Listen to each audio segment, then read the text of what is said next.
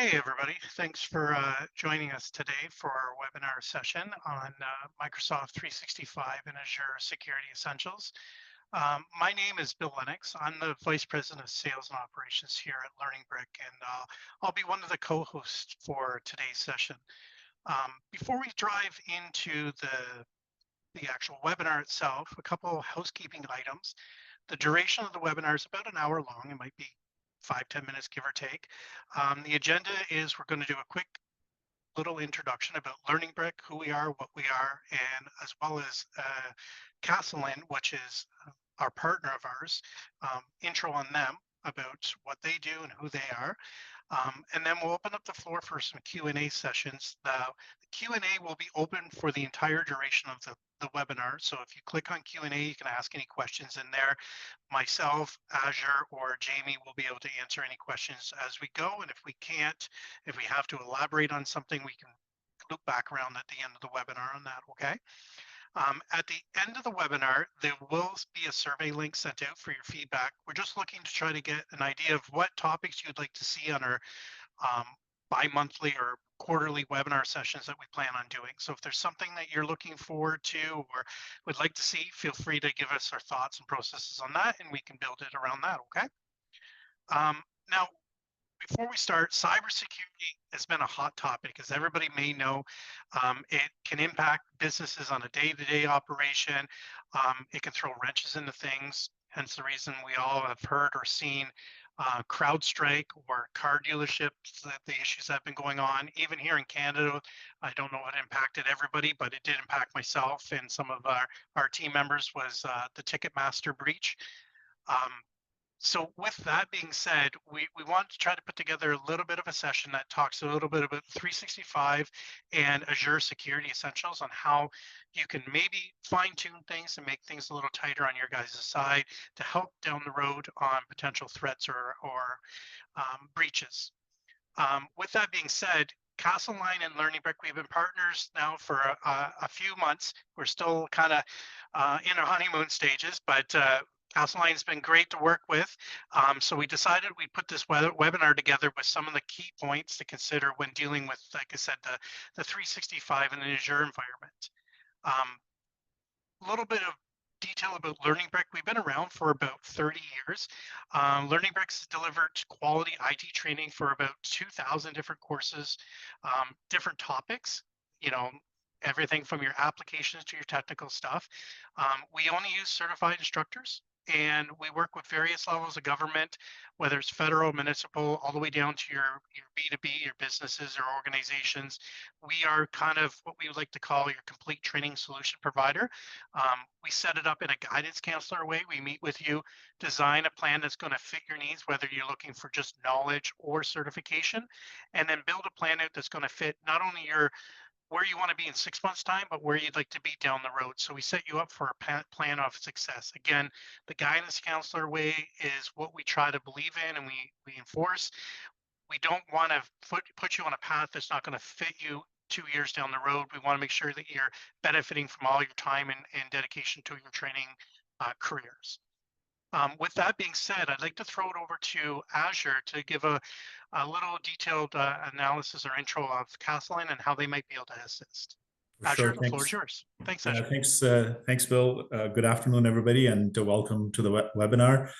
As Bill mentioned, I represent Castellan Information Security Services. My name is Azure Lalden, and I'm one of the managing directors at the company here as well. Castellan is a security services provider based out of Winnipeg, but we provide our services to clients from coast to coast to coast across Canada. And our goal for the company is essentially one goal, and that is to support our clients to protect their most important asset, and that's their information. Sometimes that takes the shape of offensive security tools. Sometimes it means enhancing controls. Sometimes it's policy and so on. So our goal is to make sure that our clients' information is protected. All our services are designed and tailored for that. We're 100% security firm. We're not an IT firm that does security. We're not a consulting firm that also does security. We just do security. We conduct assessments to gauge the risk profile of your organization. or the security maturity of our clients. And then we help design and deliver security roadmaps and security programs to improve the offensive and defensive security postures of our clients. We do that by doing vulnerability scanning, vulnerability assessments, penetration testing, adversary simulations, network security, configuration reviews. And most recently, there's been a big uptake in terms of business continuity and disaster recovery, as well as incident response activity. So we do all of those. We tailor our services based on the client size, the client's sector that they're in, and so on. So we don't have a one size fits all approach. We tailor our services based on the gaps and the needs that we discover with our clients. So all in all, like I said, our goal is to support our customers to protect their information through tactical and strategic planning. And we'll talk a bit more about that probably at the end as well. Over to you, Bill. Thanks, Azure. Now I'd like to introduce our main host, which is our subject matter expert on the matter of everything cybersecurity related here at LearningBrick, Mr. Jamie Neary. Feel free to take it away, Jamie. Thank you. Thanks, Bill. Thanks, Azure. So welcome everybody to the presentation for today. So as Bill said, my name is Jamie. I am the trainer at LearningBrick, and I've been with the organization for almost 25 years now. So today we are going to be looking at some of the 365 and Azure security essentials. So what I've got this broken down into is going to be basically 5 major sections and then a Q&A opportunity and some promotions that are going to come up at the end. So first part's going to be just basic cloud security features and threats, a little bit about what's out there, what do we have to worry about, and what are some of the built-in utilities that are included in either 365 or Azure that can assist us in dealing with them. And then we're going to go a little bit into some of the bigger areas for them. So Microsoft Defender and Entra ID protection, so kind of taking a look at the overall Azure environment and your user accounts and assessing risky users, risky logins, and then factoring stuff like that in to things like conditional access. Microsoft Defender for Cloud, which is going to look at the 365 side of the world. So this is where we'll take a look at email threats. This is where we'll take a look at things like cloud apps, and we'll see endpoint detections, which also ties into number 4 as well, where we'll take a little bit more into there. So just some of the basic security vulnerabilities and detections that we can set up through there. Intune and Defender for Endpoint will be the 4th one. So when we're worried about whatever our endpoints are going to be, whatever managed devices that we're going to be taking a look at, getting them enrolled and then keeping an eye on things. And once again, restricting what people can and cannot do. And then last but not least, we're going to talk about Microsoft Sentinel, which is basically a SOAR solution, security orchestration and automated response. So a little bit about security monitoring and then getting proactive with things like threat hunting, and then taking a little bit of a deeper dive into investigations on a security breach. And then we'll finish it up, as we said, with the Q&A. So as Bill had mentioned, there is the Q&A option inside of your Zoom window. You can pose questions at any point in time. Either Azure or Bill will take a look at it if they can during the presentation, and we'll come around to them at the end of the presentation as well. All right, so without further ado, let's jump in. So our first section is going to be on cloud security features and threats. So we're in the cloud, or we're looking at going into the cloud. What do we have to worry about? Well, a lot, obviously. So when we take a look at kind of the ecosystem that Microsoft has set up in here, it's just like, okay, well, we've got 365, what is Azure? What is Entra? What are all these different things we worry about? I just go in, I just use Office or whatever it happens to be. So what do I have to worry about? Well, all of these do kind of play off of each other. We have the Microsoft 365 suite. We have Microsoft Entra, which was formerly known as Azure Active Directory. And we also have the Microsoft Azure environment. So we're used to the software as a service for 365, our Word, our Excel, our PowerPoint, our SharePoint, our email. The Entra is going to worry about your users and groups and is going to be responsible for things like authentication. And the Microsoft Azure side of the world is worried about things like infrastructure and platform as a service. So if I'm looking at moving my file servers into the cloud, if I'm looking at moving SQL, if I'm looking at designing custom web applications, all of that's going to fall in under the realm of Microsoft Azure. Now, the good news is these guys all talk. So as we look at the various different kind of defensive postures that are available for each of them, from the 365 side of the world, we have the Defender for Office 365, which is primarily focused on things like emails, so phishing attempts and malicious links. We have the Defender for Cloud Apps, which is going to worry about shadow IT, so sanctioned and unsanctioned applications that are going to be in your environment.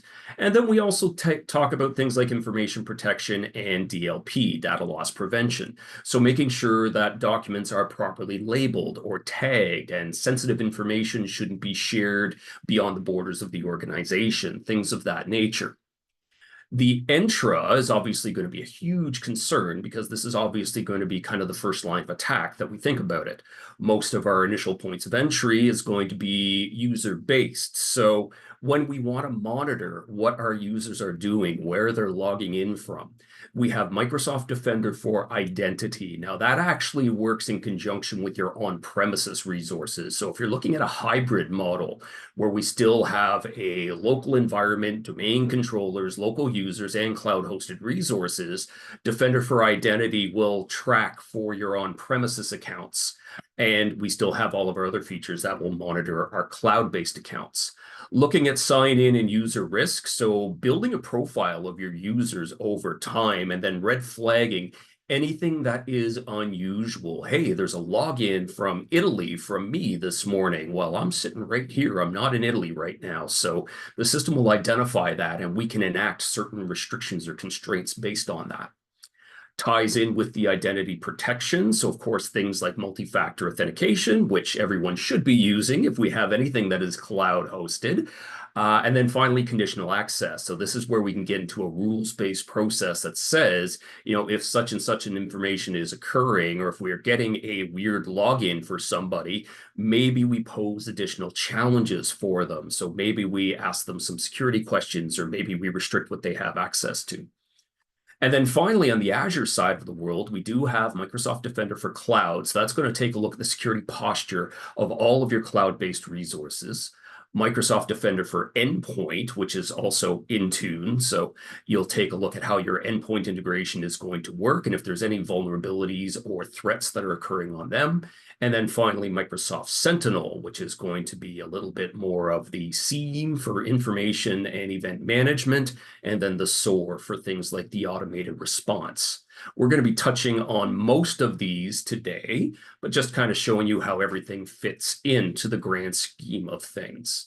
Now, when we talk about attack chains, as we said, there's lots of them that are out there. There are various different models that come into play. One of the most common ones is what's called the Lockheed Martin kill chain, which basically, and it doesn't look the greatest in this one, but it does tie in here. Most people are a little bit more familiar kind of seeing it in this little format in here. So it's a 7-stage or phase cycle that people go through when they're trying to gain access to another organization, when they're trying to attack. So doing their homework on reconnaissance, finding an exploit and weaponizing it into some type of a payload, getting it delivered into the environment, having it launched and exploiting whatever the vulnerability happens to be, installing malware on the asset, so maybe establishing a persistent session because they want to look at data exfiltration a little bit later on, C2 command and control, so contacting back into a destination system that says, hey, we're in, we're good, go to town. And then actions on objectives, whatever it happens to be that they're looking at trying to do. As we said, whether it's just chaos and destruction, whether it's data theft, intellectual property theft, what have you. Now, that is, I don't want to call it oversimplified, but that is, as I said, one model that's being used.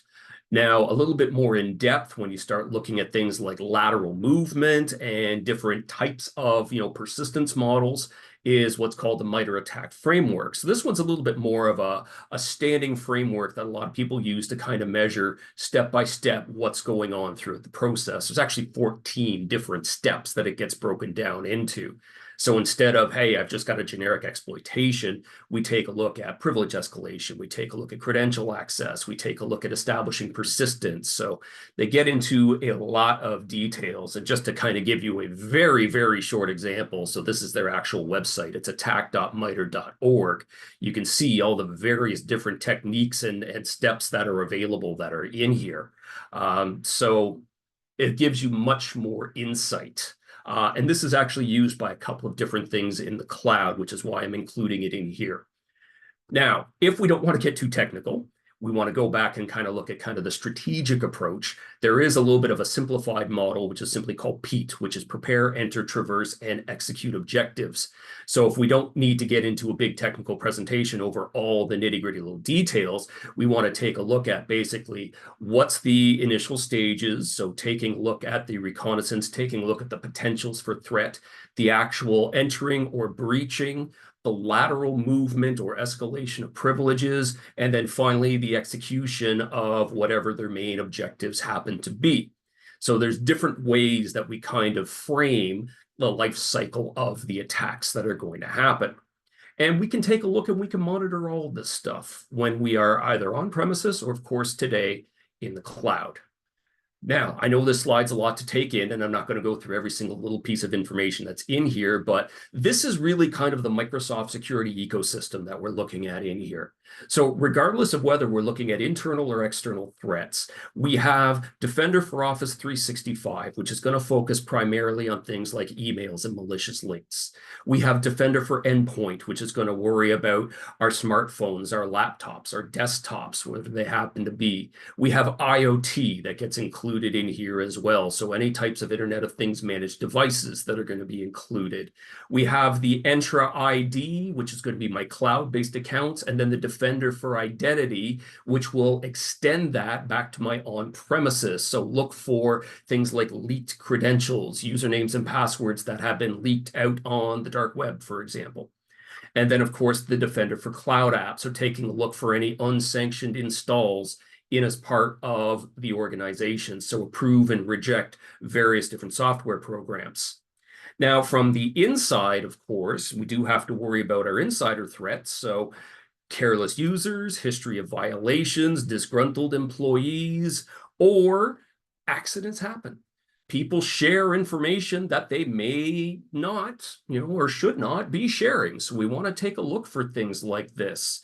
We take a look for any unusual activity. So massive deletions in people's OneDrives, for example, any potential sabotage that's going on. So the whole premise behind this is the combination of Defender in all of its variations and Microsoft Sentinel will go ahead and allow me to manage and monitor all of these things. Now, I'm not going to get into Copilot too much in here today, but Copilot is going to be the next portion that's going to be kind of evolving from here, and we're likely going to be doing a different webinar on that later on down the road.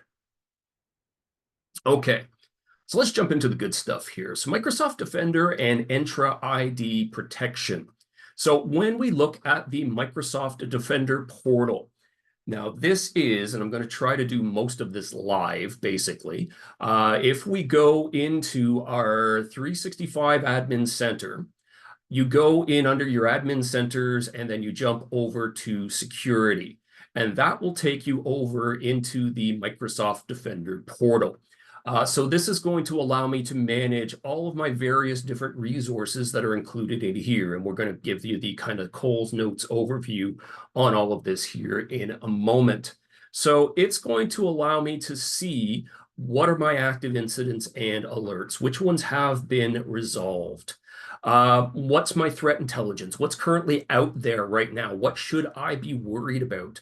What is my attack surface looking like? What is my secure score? Now, you'll notice on my slide here, and I took this snapshot a couple of days ago, this is my demo environment. So I know the secure score does not look exactly the greatest, but I don't have a lot of important resources that are in here, but we're going to discuss the significance of that.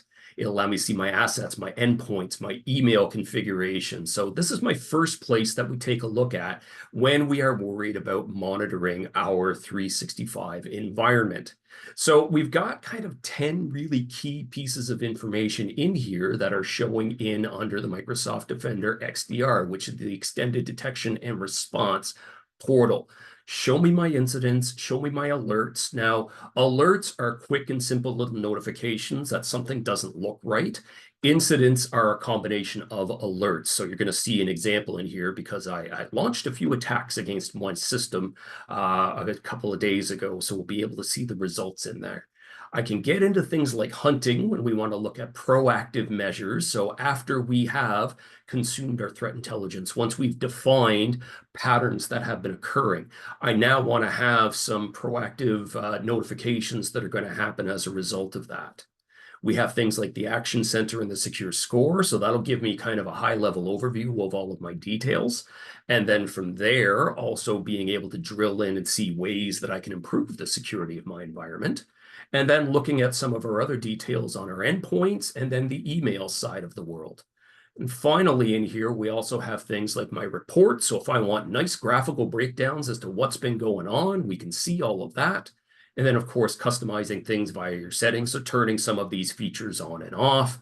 And then permissions, because we don't necessarily just want this to be one person who's going to be responsible for it. We can delegate responsibility to a variety of different users throughout the environment as to who's going to be responsible for what.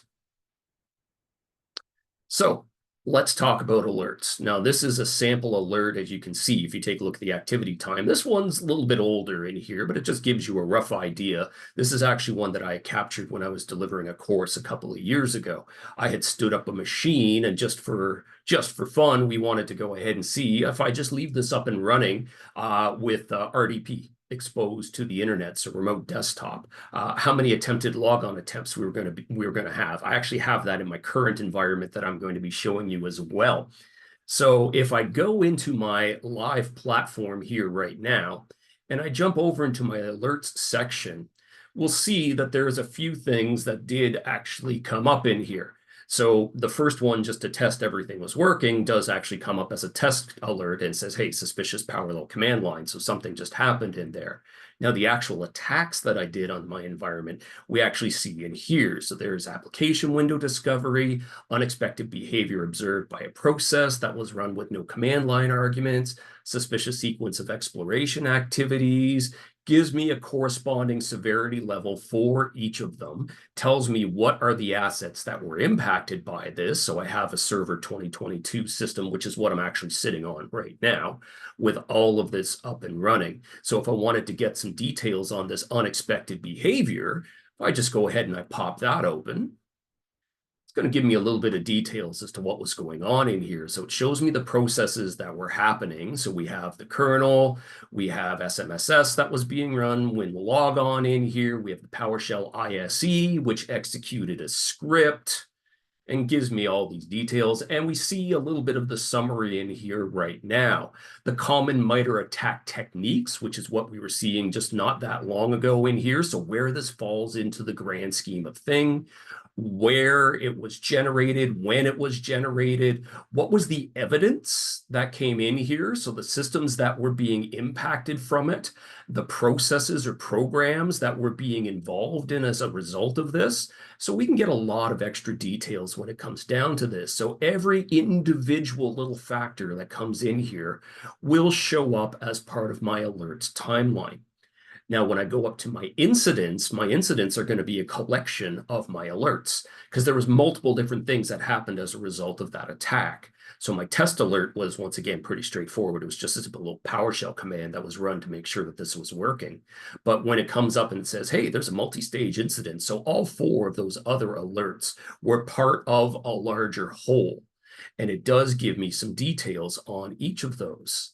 And once again, if I go in and I click on that and I take a look, it will also show me, once again, here's my accounts, here's my computers that were being used, here's all the processes that were going to be involved with all of them, here's all the IP addresses, so we can see all the different details that was going on. And if I want to get a little bit more involved, we can take a look at things like the evidence and the response, and it will also give me, hey, this was suspicious. Here was the IPs, here was the processes, and we can start doing our due diligence. Now we can manage the incident, we can assign it, we can say, yes, this was a threat, no, this was testing, so we can qualify and categorize all this information. But that's going to be where a lot of the time gets spent, is taking a look at any of these weird and wonderful anomalies that have come up as a result of our detections.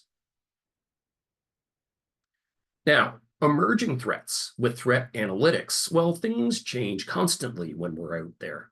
So when we want to see what's the latest threat intelligence that's coming on in here, there's obviously a number of different CTI sources that are available, some paid, some are free, but Microsoft is also going to make their list of information available as well. So if I go over and I want to take a look at what our current threat intelligence is looking like, I'll go in under threat intelligence and I'll choose threat analytics.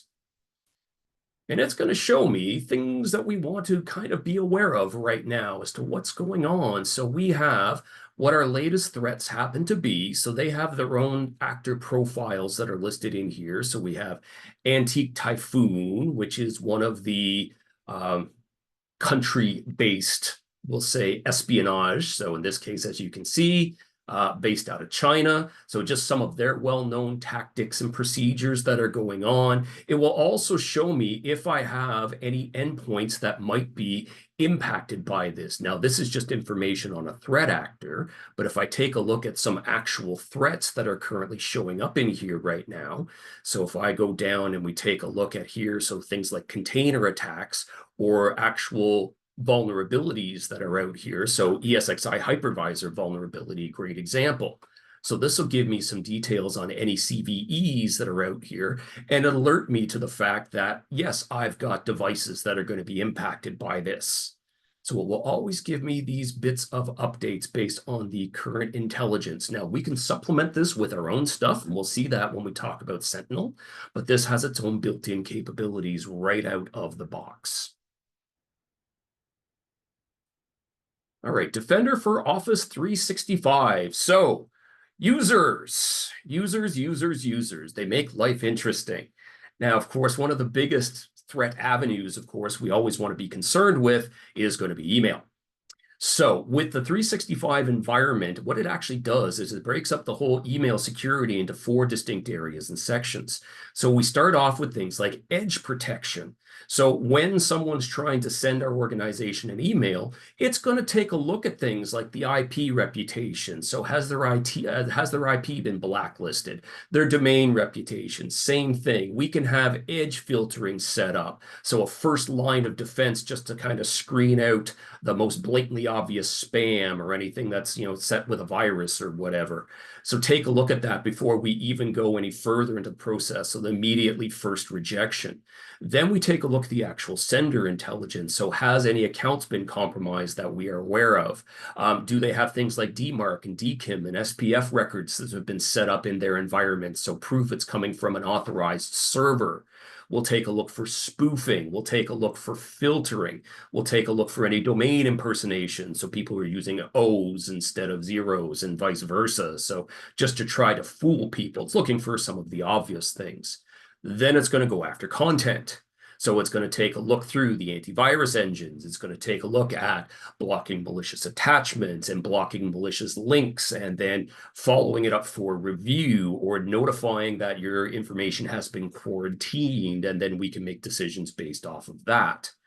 Now, what's also interesting, though, is after the fact. So if an email gets through those first 3 lines of defense, it basically gets to the user's inbox. But there is also post-delivery protection. One of the biggest things in post-delivery protection is a feature that's called zero-hour auto purge, or ZAP. What that will do is, if it is later discovered that an email had an attachment that did in fact become malicious, but maybe it was a 0-day threat that we weren't aware of or the environment wasn't aware of, it will go after people's inboxes and it will retroactively remove those attachments or malicious links. So it's always on the lookout for these things. All right, the automate, the investigate, and the remediate. Now, we saw a little bit of that when I was just showing you the actual threats and the alerts that were in here. But this is another one where you're talking about threats and malicious mail that was dealt with Office 365. So as part of the information that was being evaluated in there, when it had the malicious attachments or the malicious links, the system can trigger these investigations, and the system will trigger these automatically if we have these features enabled, obviously. So it will try to cut off as much as possible on its way into the environment. And the whole retroactive, let's go and remove these malicious attachments or malicious links from any emails that did slip through the cracks after the fact. Now, in my live environment over here, I'm just going to scroll down. Still in the Defender console, email and collaboration. So this is where we'll see things like any investigations. Now, this is going to be very, very boring because this is my demo environment, so I don't have any email investigations that are in here. But the one thing that I do want to kind of stress in here as well is going to be the attack simulation training. So if you have an E3 or an E5 licensing, if you have E5, you have everything at your fingertips. If you have E3, you're a little bit limited as to what types of simulations that you can run. But one thing I always stress to any environment, phish test your users. The rest of the world is phish testing your users. You might as well get in on the action anyways. So the attack simulation training allows you to go ahead and run simulated phish testing on your users and see what's going to happen. So I have a couple of different simulations that I went ahead and I ran in here, and we can choose what exactly it's going to display as. So if I just jump over to the content library, just to give you a rough idea in here, you can choose like what are the typical payloads that are going to be in here. So if we think that our users are having problems with, fake invoices, for example, or your Office 365 subscription is going to expire, I could choose renew Office 365 subscription, and it gives me a sample of what the payload is going to look like. So this is going to be the phishing email that's in here. Now, these are all customizable as well.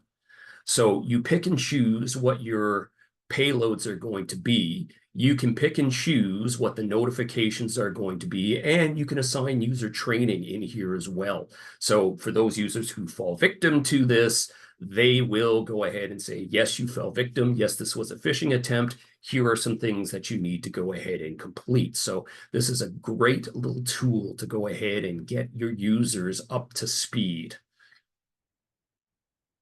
Okay. Now, Defender for Cloud Apps. So Cloud Apps is going to worry about what's called shadow IT.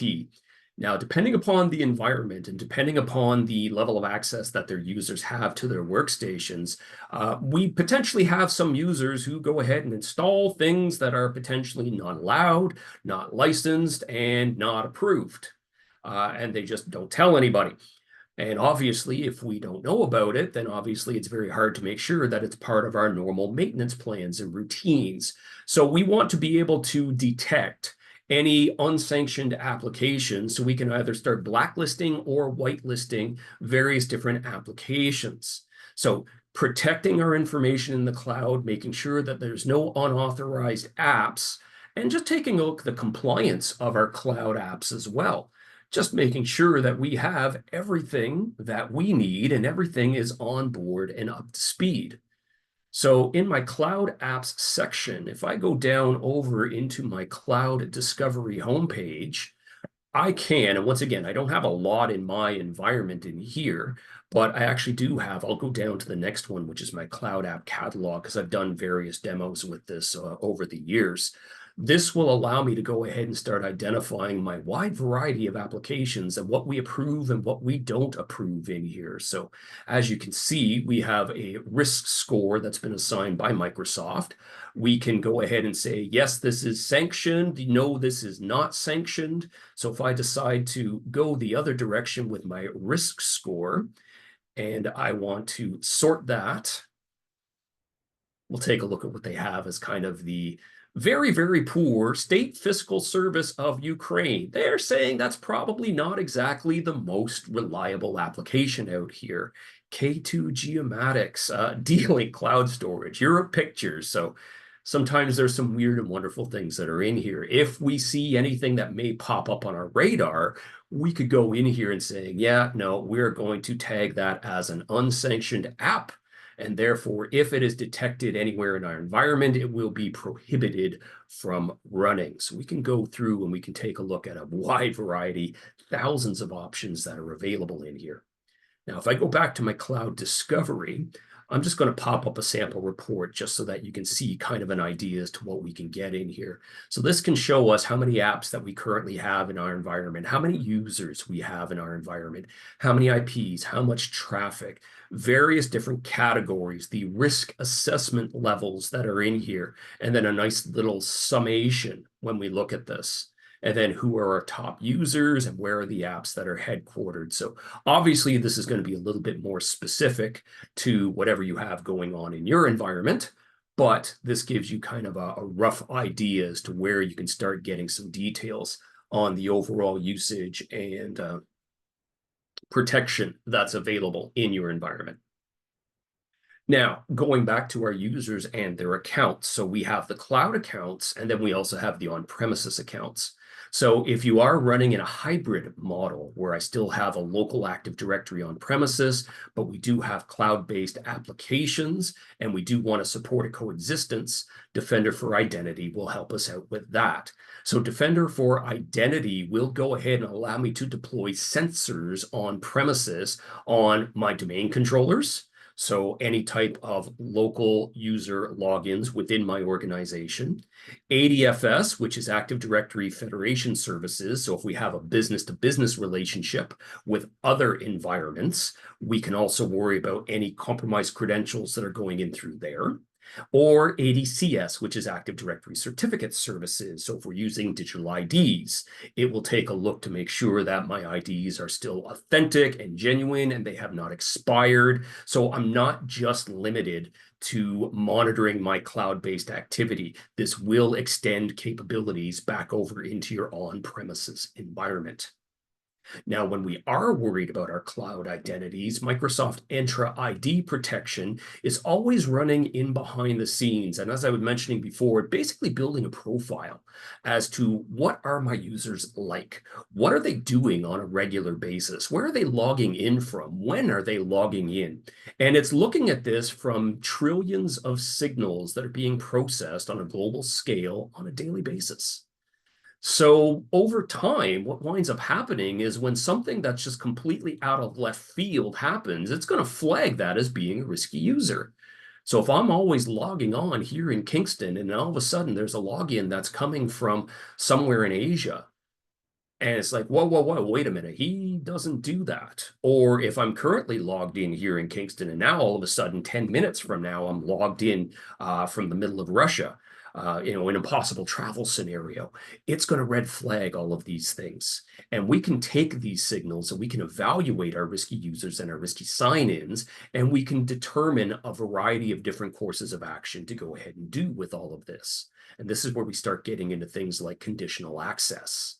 So based on the user, their location, the devices that they're on, whether it's a managed device or whether it is some random, smartphone from somewhere halfway around the world, all of these factors can be taken into consideration.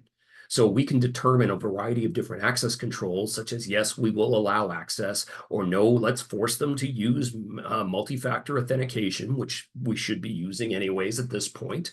Or we can force them to change their password and go through their security questions, and we suspect that there might be some malicious attempt to get in, or we can just say, no, they don't get in. And we can address these obviously on a case-by-case basis. So these are always being evaluated. We can choose what we want to be able to do with this. So just extra features that are all going to be part of the process. So once again, regardless whether it's cloud hosted or whether it's on premises, we've got options for both that will go ahead and come through. All right. Microsoft Defender for Cloud. So Microsoft Defender for Cloud is different than good old Microsoft Defender. This is going to worry about our Azure-based resources. So this will show me all of my online virtual machines, all of my online applications, SQL servers, storage accounts, Kubernetes containers, key vaults, anything that we are hosting from an infrastructure or platform as a service in Azure.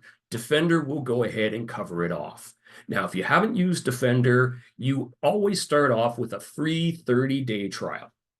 All right, so that's the good news. So you can always go in and start testing the stuff out just to see whether or not this is going to be an option. And then, of course, you can start getting into what are the various different price points. And I'm going to be going live and showing you a lot of this stuff here in a couple of moments.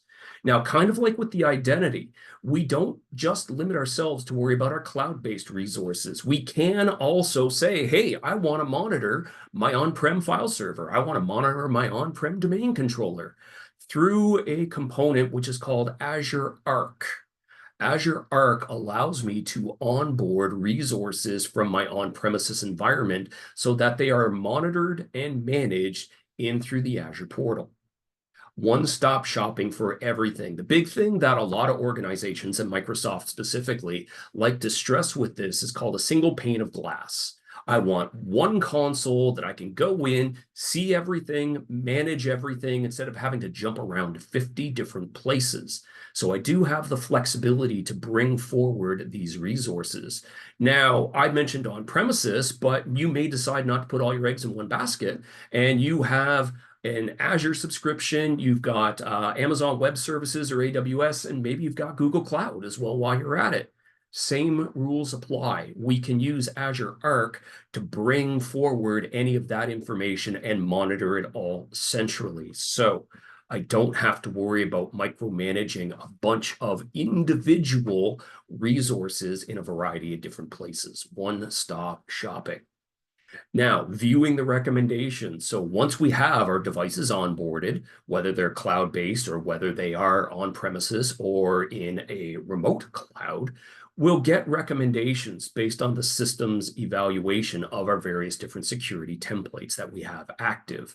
So one of the defaults that is active is things like the NIST recommendations, which is what you're currently seeing in here. Now, I'm actually just going to pop over into my environment on this one just to show you. So I'm going to switch over into my Azure platform, and I'm going to go over to Microsoft Defender for Cloud. Now, I have it in my most recently used, but it's actually right down in here as well on my tools option. So inside of the Defender for Cloud, now, once again, I don't have a ton of resources in here, but enough so we can kind of see a little bit about what's going on. So it shows me what my overall security posture is. I've got no critical recommendations right now, which is always good. I've got 45 out of 64 controls passed for regulatory compliance. So right now, this is where it's looking at things like my NIST framework. Now you notice it's also showing me some various different security alerts, which is what I'm going to get into here in a moment. So as I look at this information, I can go in and start taking a look at my overall security posture, my regulatory compliance. I'll actually go there quickly. And then I'll show you where this all gets turned on in here.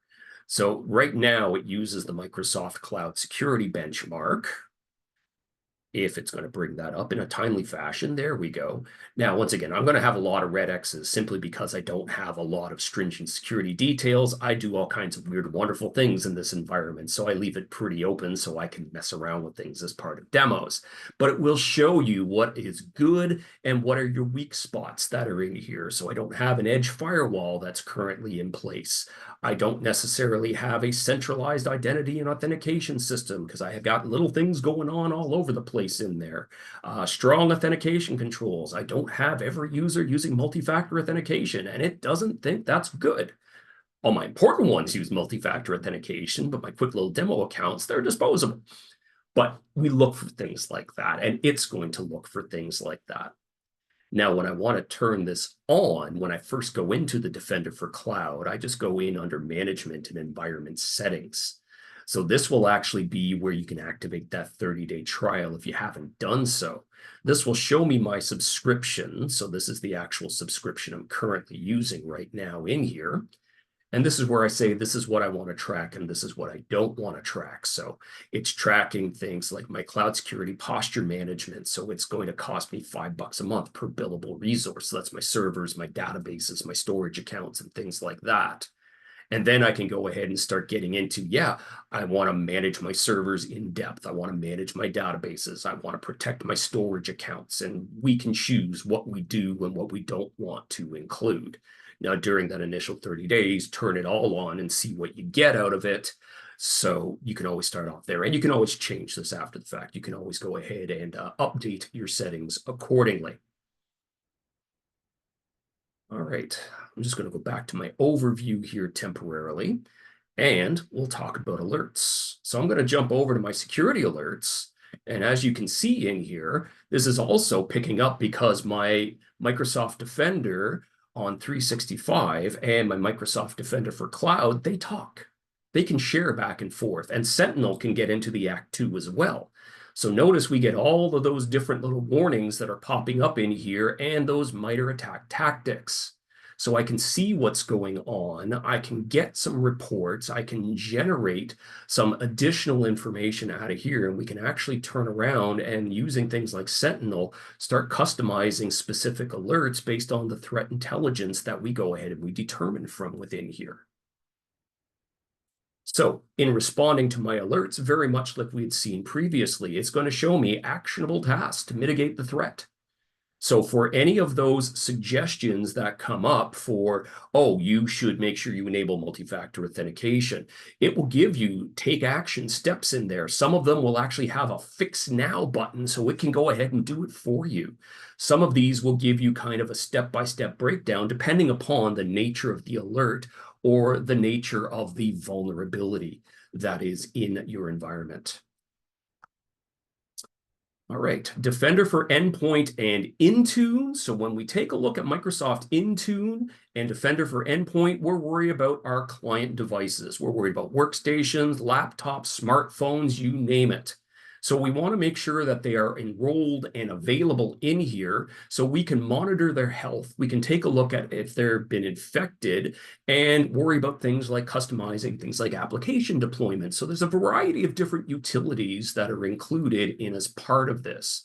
Now, to kind of get the most bang for your buck on this, you can actually have the Microsoft Defender for Endpoint talk to and share all of its data with Microsoft Intune. We can set up a connection in between the two. I don't have this set up in my environment because I don't use my endpoints enough in here. I don't have the licensing that's being used for this. Use device configuration profiles to onboard my devices. So whether that's through a policy, an automated script, we onboard all of our clients' devices, so then now they're going to be managed devices. We can worry about compliance, so making sure that it's not a rooted Android or a jailbroken iOS device, and making sure that their AV is current. And then as part of those signals we were talking about before in conditional access, we can make sure that users aren't allowed to log on to devices that are non-compliant. If they are rooted, we're not letting it on our network because God knows what else is potentially going on in there as well. So when it comes to onboarding our devices, basically, let's just jump over into here as well. If I go over to my admin center and I go over to my endpoint manager, this is endpoint manager, Microsoft Intune. This is where this all ultimately is done. Now, this is going to be really plain and boring, as I said, because I don't really have any devices that are in here. I have my one server that's up and running, but I don't have much else really in the way of configuration in here. So I can go in and take a look at things like the endpoint security, and this will allow me to see all my devices. This will allow me to make sure antivirus is current. I can make sure that my endpoint detection and response is going to be activated in here. This is where that connector comes into play, where it will allow it to go back and talk with my actual endpoints back over here in the original Microsoft Defender environment. So we can have it connect up and share its information back and forth in between these two, and then worry about the varying different degrees of protection that's going to be used in there.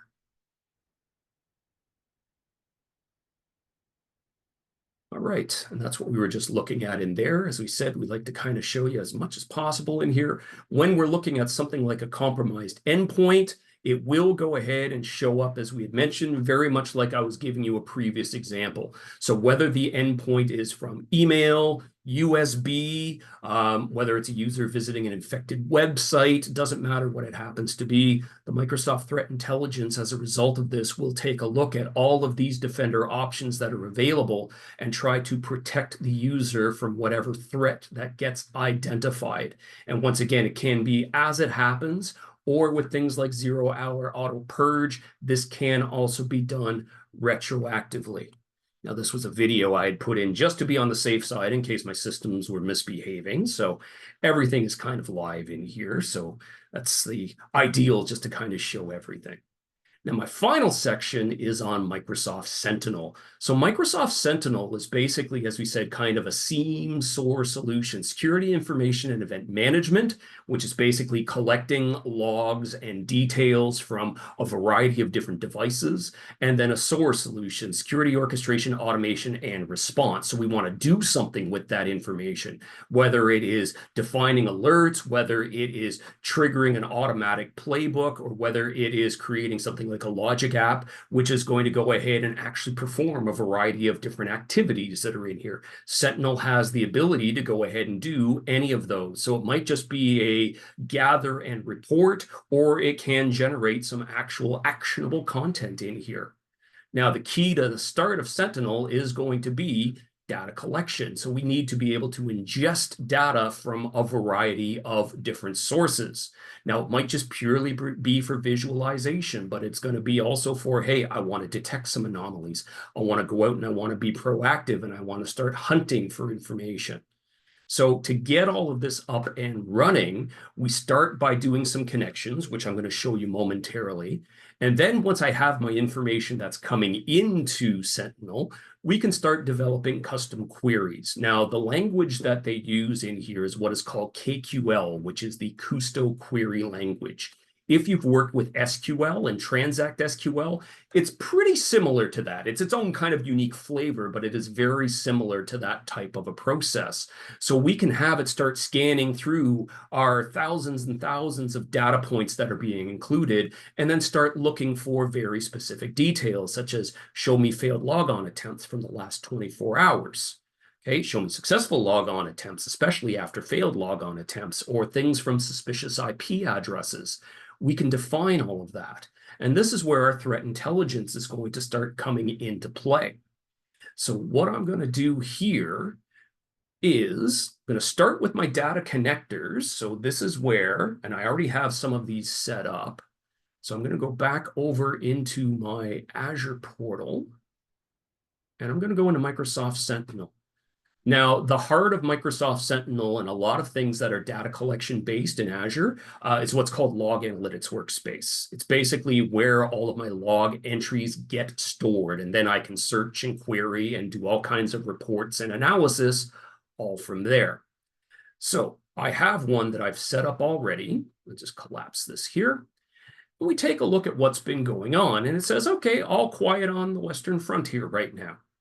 Now, there aren't any incidents per se, nothing that's really kind of triggered any actual notifications. However, there are going to be a few little catches that you're about to see here in a couple of moments. So I'm just expanding some of these details in here to show you. The first starting point are the data connectors. So this is where I tell Sentinel, what do I want to pull from? So in here, as you can see, I have it looking at my Azure activity. I have it connected up to things like threat intelligence, so I can pull in third party. I've got my Entra ID, so that's my cloud logons. I've got legacy security events, so that's local logins from things like my online server, which has some interesting stuff that's in there. Defender for cloud information. Once again, this can pull information from a variety of different resources. So the one that I'm going to use in here is this bottom one, which is the Windows security events via AMA, which is the Azure Monitor Agent. It's one of the built-in data collection agents that's part of the Azure environment. So in here, now this I just activated on Monday. So this is basically 2 days worth of information. on this one system that I'm currently logged on and I haven't done a lot on, there have been 60,000 security events on here. Some of it from me, some of it not from me. So what I did was I left RDP open in here. So I can go into my log analytics and I can take a look at what actually happened. Now, this is where the KQL comes into play. And that's taking its sweet old time in here. All right, now I'll actually cut to the chase in here, so that's taking its sweet old time to come up in here. And I'll actually show you a little bit about what was going on in here. So I'm going to go over into my workbooks and just show you a little bit about what Sentinel can do. So my workbooks are more of my visual interpretations rather than going with the KQL. So a lot of those connectors have their own built-in templates that you can use to actually monitor what was going on. So if I go in here and I go search for Windows because I have my Windows security events, I'm going to pop that up here on screen. And I'm going to manage. And I'm going to go to my workbooks. I'm going to go to my identity and access. So this is going to be things like all of my various different logins that have been going on. And if I go in and I view the template, this will actually analyze those logs for me. That way I don't have to remember and type any of the KQL. This will summarize all of my different activity that's going on. So I'm logged on as webinar admin, so there's some activity that's been going on. Anything that says administrator, admin, server 2022, backup, and all that stuff, that's not me. That's people who've been trying to have some fun with my system while I've been on here. Now, keep in mind, that was 2 days. And I can quickly see right now, 4625, an account failed to log on. There have been 734 failed login attempts against this system in the past 48 hours, give or take. 267 from administrator. So if I click on administrator, and I scroll on down in here, we can get some interesting breakdowns for all of this. So if I choose any one of these in here, I can take a look and see the IP address that's in here. I see a question in here, brute force, not quite necessarily a lot of brute force. If it was brute force, it'd be much, much higher content than this. This is more probably of things like password sprays, but same kind of idea there, Ronnie. All right, so if I want to take a look at where this is coming from, so I take a look at the IP address, and let's say I go to, let's go to MaxMind.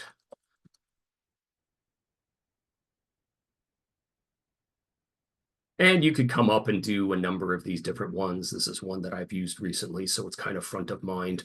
I can go ahead and see, just paste it in there, see who this was. Drum roll, please. Coming out of Poland. And if I want to really get specific, I can actually grab the coordinates out of here. Now, some IPs will go ahead and actually show you directly, depending upon the utility that you can use. But I can actually throw that in Google Maps and show basically where in Poland that's coming up. So Poland, Russia, China, not uncommon to see a lot of that stuff popping up in here. So that's not unusual in this type of an environment because I do have RDP open. So that happens very, very frequently. But as I said, a prime example, it does go ahead and break down all of that information for me. And then finally, once again, I can also use this as a measure to go ahead and investigate any incidents. So just wanted to give everyone a quick little overview as to the entire processes that we're in play with there. If you do have any questions, feel free to go ahead and ask. But other than that, we've got our promotions that we're going to go ahead and offer at this point. So I'm going to turn this back over to Azure. We'll talk about the promotions that Castellan is going to be offering for those of you who are interested. So put this up on screen. Floor is yours, Azure. For sure. Yeah. Thank you for your presentation there, Jamie. And I appreciate everyone who's stuck around. We've gone a couple minutes over, but that's all good. We're offering a few promotions for any one of our presenters here or attendees here to work with us if they want us to help you with your security posture. We're offering a free consultation on your business resilience practice, which could be your disaster recovery plan, your business continuity plan, to review it, to take a look if there are any gaps, and then to make some recommendations on that. Kind of similar to that is the third bullet that you see, a free consultation of just your offensive security posture, your pen testing, your red teaming, your VAs, and so on, and then to provide you with some consultation on what's a good fit for you, or what frequency, or what tools, or things like that, that we can help you with that as well. And then the one in the middle is the latest service that we've launched about half a year ago, and it's been gathering a lot of momentum, and that's monthly vulnerability scans. So on a predetermined date with the client, we run scans on assets that they've identified. We provide the report, and then of course the client can go ahead and do the vulnerability remediation. But we're offering 2 free months for a 12-month subscription, and of course, nothing starts until we've had a sit down and a conversation to see if it makes sense for you to have that service. So that's something from Castellan for everybody here.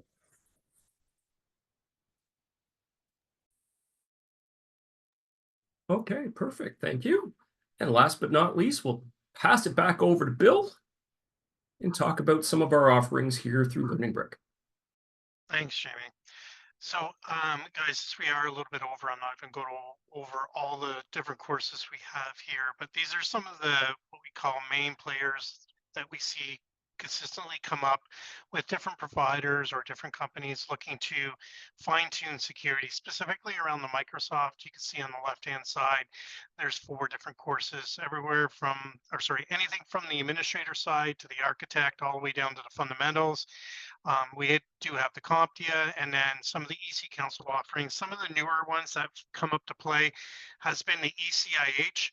This is an EC Council certified incident handler, which is a big one because, again, it's not a matter of when, it's usually a matter of if. It's a matter of when you're going to get involved with the cyber investigation. So that course is kind of newer on our plate, but it's a very high demand, high interest level course right now. And if you guys are interested with any of the specific courses that we have, anything from end user all the way up to your, more advanced, your cyber certified ethical hacking type courses, let me know, send us an email. We'll make sure that we get you 20% off of the course because you attended today's webinar. Just quote the webinar in the email when you send it to me, and we'll make sure you get the discount. Thanks, guys. So we'll hang out here. We'll hang out here. The 3 panelists will hang out here for a few more minutes. If you have any questions, feel free to bring them up. The 3 of us can do our best to answer any questions you have. And if we can't for some reason, we'll get you the data, or we'll schedule a call and jump back on a call with you and get you all the information that you may need. And as well as the webinar is being recorded, so we'll see and get Jamie to send that out to both Castellan and to myself. And if anybody's looking for the video to send off to a colleague or a friend, or wants to keep it for themselves, let me know. We'll be able to get that over to you as well. Yes, the video is recorded. It is going to be shared out, and we'll send a follow-up email to where everyone will be able to find access to it. Perfect.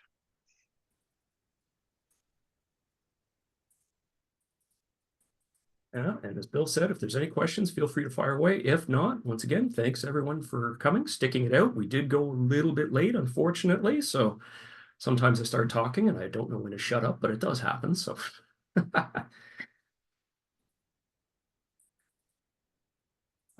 we will, once we have it uploaded and shared to everybody, we'll be sending out a link to make it available for everybody. So in the next day or so, we should be sharing that information with everyone.